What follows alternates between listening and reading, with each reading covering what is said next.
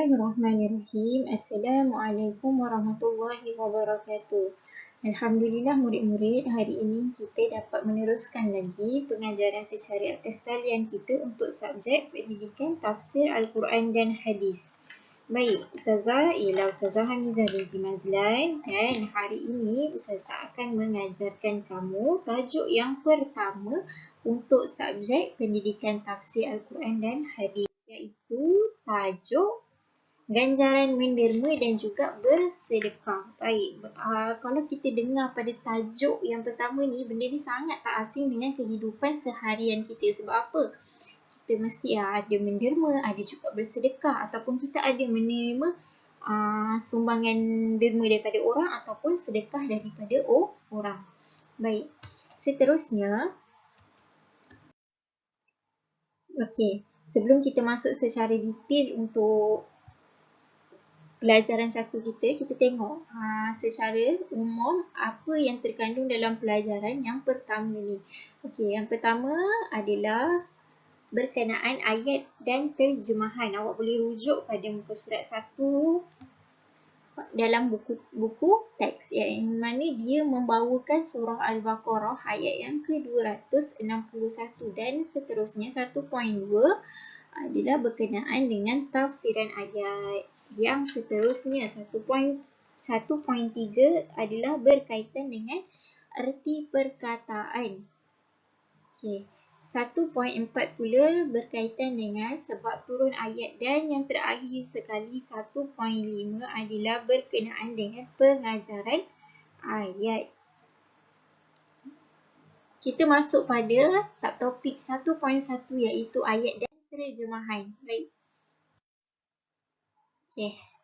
Ini adalah ayat yang akan kita belajar. Kita dengarkan dulu bacaan ayat 260 surah Al-Baqarah. مثل الذين ينفقون أموالهم في سبيل الله كمثل حبة أنبتت 7 سنابل في كل سنبلة 100 حبة والله يضاعف لمن يشاء والله واسع عليم. Baik, yang mana maksud ayat ini adalah perumpamaan, yang ini nafkah yang dikeluarkan oleh orang-orang yang menafkahkan hartanya di jalan Allah adalah serupa dengan sebutir benih yang menumbuhkan 7 bulir. Pada tiap-tiap bulir 100 biji. Allah melipat gandakan ganjaran bagi siapa yang dia kehendaki, dan Allah maha luas kurnianya dan maha mengetahui. Baik, gambar ni sangat ada kaitan dengan ayat yang ke-261 ni. Kenapa? Sebab cuba awak tengok, orang yang menafkahkan harta di jalan Allah adalah serupa dengan sebutir benih. Seolah-olah awak ni memberi sedekah macam awak tu menanam sebiji benih, yang mana benih yang awak tanam tu dia akan menumbuhkan lagi 7 tangkai. Bulir ni adalah tangkai, dan pada setiap tangkai tu akan keluar lagi 100 biji benih. Nak ceritanya Allah ni akan melipat gandakan apa yang awak keluarkan untuk diinfakkan ataupun untuk disedekahkan.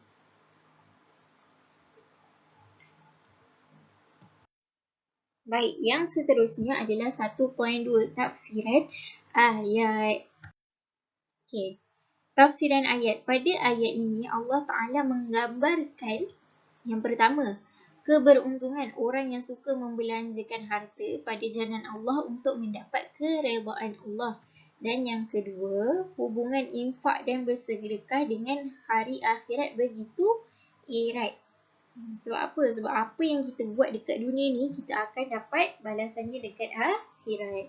Yang ketiga ialah pada hari akhirat, infak dan sedekah boleh menyelamatkan seseorang di akhirat. Okay, ada hadis Nabi yang mengatakan bila mana matinya seorang anak Adam, hanya tinggal tiga perkara sahaja yang dapat memberikannya pahala. Yang pertama, doa anak yang soleh, dan yang kedua adalah ilmu yang bermanfaat, dan yang ketiga adalah sedekah jariah yang kita buat masa dekat dunia.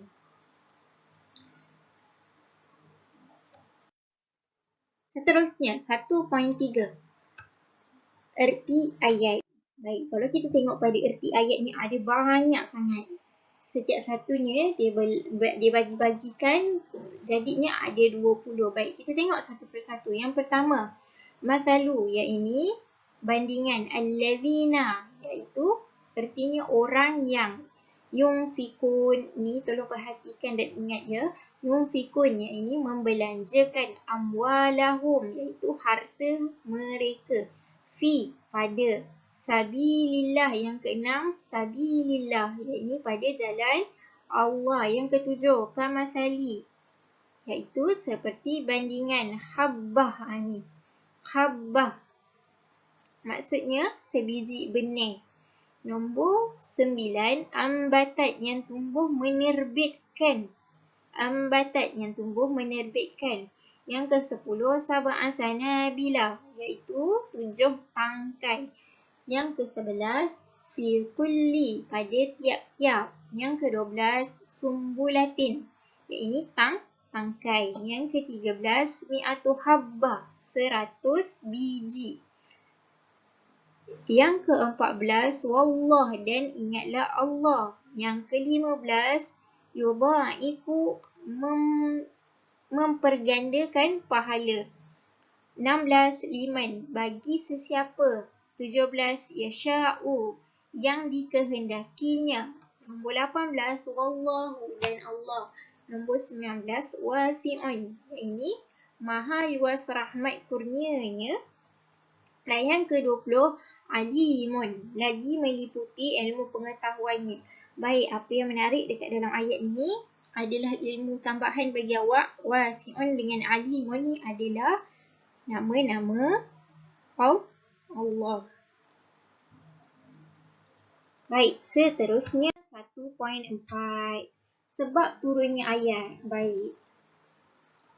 Apa yang menyebabkan ayat 261 surah Al-Baqarah diturunkan? Mesti ada kisah di sebaliknya. Baik, kita tengok dulu yang pertama. Ayat ini diturunkan berkaitan dengan peristiwa kedatangan Sayyidina Uthman bin Affan dan Abdurrahman bin Auf. Dua-dua ni adalah sahabat Nabi. Maksud sahabat ni orang yang hidup sezaman dan berjumpa dengan Nabi. Dan juga dia memeluk Islam. Okey. Lepas tu, dua orang sahabat ni dia datang berjumpa Rasulullah SAW dengan membawa dirham untuk diinfakkan kepada pejuang yang terlibat dalam peperangan Tabuk. Baik, info tambahan yang awak kena tahu dekat sini ialah peperangan Tabuk. Baik, peperangan Tabuk ni adalah peperangan yang terakhir yang Rasulullah sertai sebelum baginda wafat. Berlaku pada tahun yang ke-9 Hijrah. Ingat, peperangan Tabuk adalah peperangan terakhir sebelum Rasulullah SAW wafat. Okey, yang ketiga, Abdurrahman bin Auf ni dia datang berjumpa dengan Nabi dengan membawa 4,000 dirham untuk disedekahkan fi sabilillah. Tadi kita dah tengok makna ayat. Fi sabilillah adalah pada jalan Allah. Maksudnya dia nak sedekahkan dekat orang yang berjuang dalam peperangan Tabuk. Maksud dia nak sedekah pada jalan Allah. Baik. Okey. Sebenarnya dia ada dialog antara Abdurrahman bin Auf dengan Nabi ni. Dia kata, wahai Rasulullah, aku memiliki 8,000 dirham. Lalu sebahagiannya aku sedekahkan fi sabilillah. Dan Sayyidina Uthman bin Affan pula datang berjumpa dengan Nabi dengan membawa 1,000 ekor unta untuk diinfakkan. Sama juga diinfakkan untuk peperangan Tabuk. Maka turunlah ayat ini yang mana menggalakkan kita umat Nabi untuk sentiasa bersedekah. Dua orang sahabat Nabi ni adalah dermawan. Tak ada siapa yang mampu menandingi sifat dermawan Abdurrahman bin Auf dan juga Sayyidina Uthman bin Affan. Baik, Ustazah ada buatkan satu ringkasan cerita daripada apa yang dah dibaca ke atas ni. Tengok. Okey. Baik. Dekat sini datang 2 orang sahabat Nabi berjumpa dengan siapa? Dengan Nabi. Untuk apa? Untuk menginfakkan hartanya pada peperangan Tabuk. Baik, seterusnya 1.5 adalah berkenaan dengan pengajaran ayat. Ini adalah subtopik yang terakhir, pengajaran ayat. Baik. Kita tengok nombor 1, pengajaran ayat. Yang pertama adalah membelanjakan harta ke jalan Allah untuk melahirkan rasa syukur atas nikmat yang diperolehi. Maksudnya, dengan kita memberi sedekah ataupun menginfakkan harta kita ke jalan Allah, sama ada kita sedekahkan kat masjid ke, kita bagi orang susah ke, maksudnya kita ni secara automatiknya telah melahirkan ataupun menzahirkan rasa syukur kita atas nikmat yang kita perolehi dengan cara kita berkongsi rezeki dengan orang lain.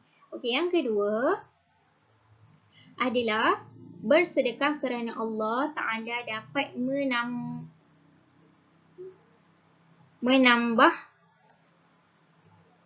keimanan terhadap Allah. Sebab kita percaya bila kita bagi bila kita bagi apa yang kita ada, Allah akan tambahkan rezeki berlipat kali ganda. Kan Allah dah janji siapa yang bersedekah Allah akan lipat gandakan pahala ataupun ganjaran.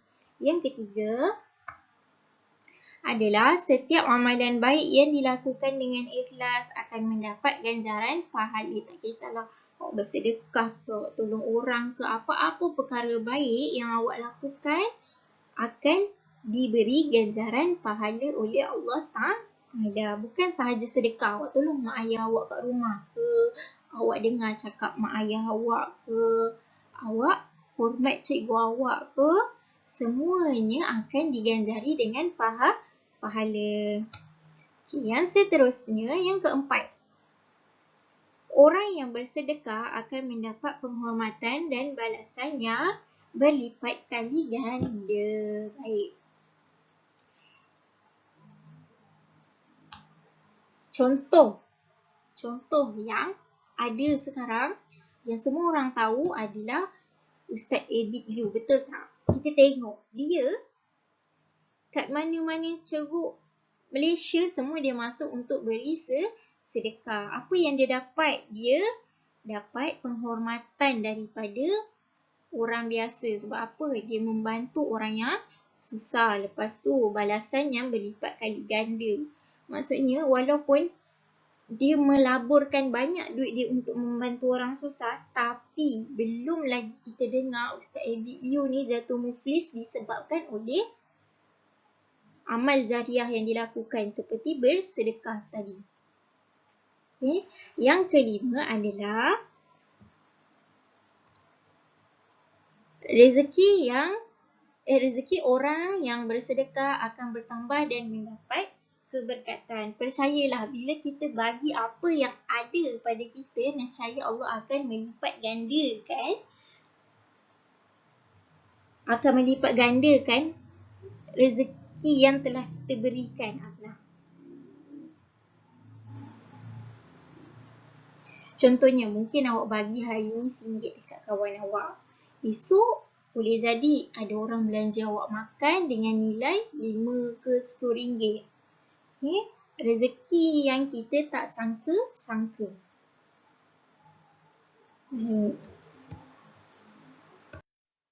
Okay, itu sahaja tamat dan terima kasih atas masa yang awak luangkan untuk menonton video ini. Ustazah harap awak memahami pelajaran yang pertama sebab tajuk ni adalah tajuk yang mudah. Awak ingat konsep sedekah, kita bagi Allah akan gandakan lebih banyak. Okay, ingat 2 sahabat Nabi yang dermawan iaitu Osman bin Affan dan juga Saidina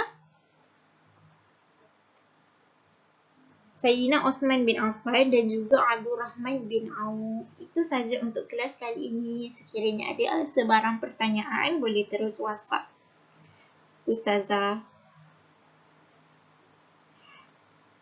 Assalamualaikum warahmatullahi wabarakatuh.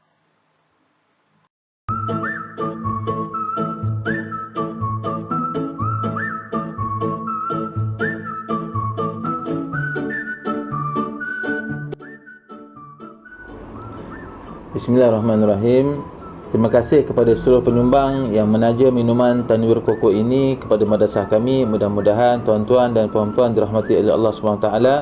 Dan jangan lupa untuk membeli minuman ini dan sama-sama kita sebarkan kebaikannya.